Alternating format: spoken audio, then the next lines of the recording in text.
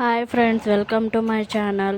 ఈరోజైతే మీకు మునగాకు తాలింపు ఎలా తయారు చేయాలో చూపిస్తాను. మేమైతే మా ఇంట్లో ఉండే మునగ చెట్టు నుంచి అయితే మునగాకు అయితే కోస్తున్నాము.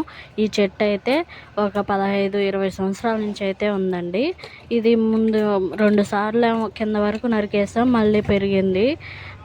ఇదైతే కాయలు అంతగా కాయదు, కానీ ఆకు భలే ఉంటుందండి. టేస్ట్ మాత్రం ఎంత కావాలో అంత అయితే మునగాకు కోసుకున్నాము చెట్టు నుంచి అయితే.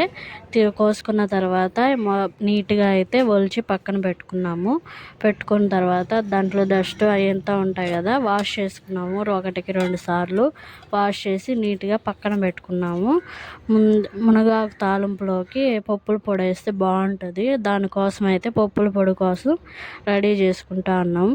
ముందుగా అయితే ఎండుమిరకాయలు తీసుకొని అవి అయితే ఫ్రై చేస్తున్నాను. నూనె లేకుండా మిరపకాయల వరకే వేసి ఫ్రై చేస్తున్నాము.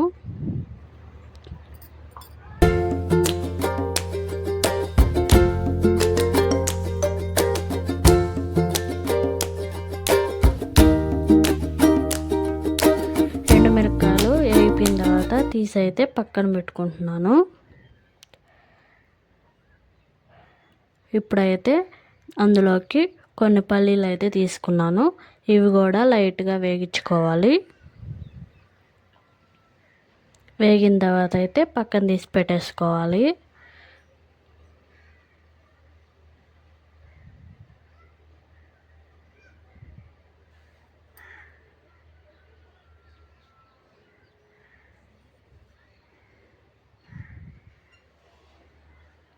పల్లీలు అయితే వేగిపోయాయండి. ఇప్పుడైతే తీసి పక్కన పెట్టుకున్నాను. ఇప్పుడు బాండ్లు తీసుకొని అందులో మనం ముందుగా కడిగి పెట్టుకున్నాం కదా మునగాకు, దాన్ని అయితే వేసుకోవాలి. రుచికి తగినంత సాల్ట్ అయితే యాడ్ చేసుకోవాలి. ఇంకా అది బాగా కలుపుకోవాలి.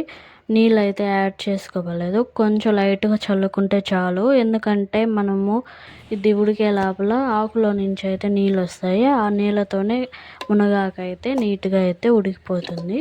ఈ విధంగా నీళ్ళన్నీ డ్రై అయిపోతాయి. డ్రై అయిపోయిన తర్వాత మునగాకు అయితే పొడి పొడిగా అయితే ఉంటుంది. ఇది పక్కన తీసి పెట్టుకోవాలి. ఇప్పుడు పొడికి అయితే మనము దంచుకోవాలి. ముందుగా అయితే ఎండుమిరపకాయలు దంచుకుంటున్నాను. రోళ్ళు లేని వాళ్ళు మిక్సీలో అయినా వేసేసుకోవాలి. కొంచెం మెత్తగా కాకుండా కొంచెం పప్పులుగా ఉండేటైతే చూసుకోవాలండి. నేనైతే ఇప్పుడు మిరపకాయలు అయితే దంచేసుకున్నాను. ఇప్పుడు దాంట్లో పల్లీలు అయితే యాడ్ చేస్తున్నాను. పల్లీలు వేసి మెత్తగా అయితే కొట్టుకున్నాను, కొంచెం పప్పులుగా ఉండేటట్టు అయితే.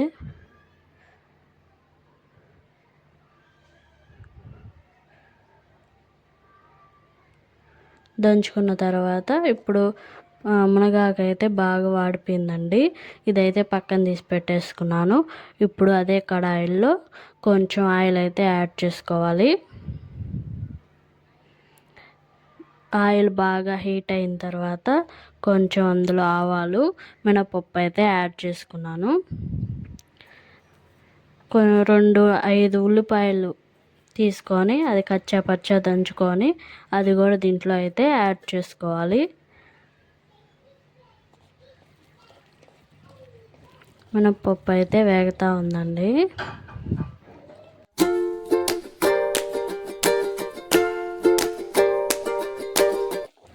మినపప్పు వేగిపోయిన తర్వాత వెల్లుల్లి అయితే యాడ్ చేశాను. అవి కూడా ఫ్రై అయిపోయాయి.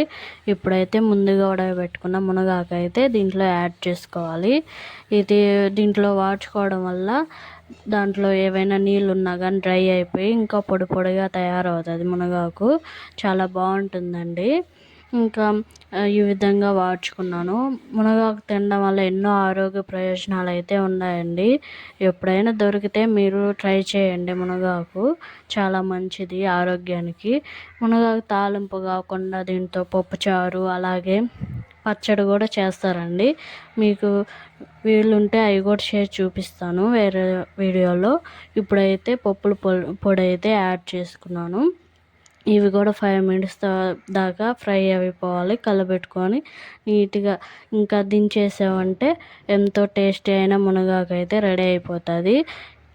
ఈ వీడియో కానీ మీకు నచ్చినట్లయితే లైక్ చేయండి. ఇంకా మరెన్నో వీడియోలతో అయితే మీ ముందుకు వస్తాను. Bye friends.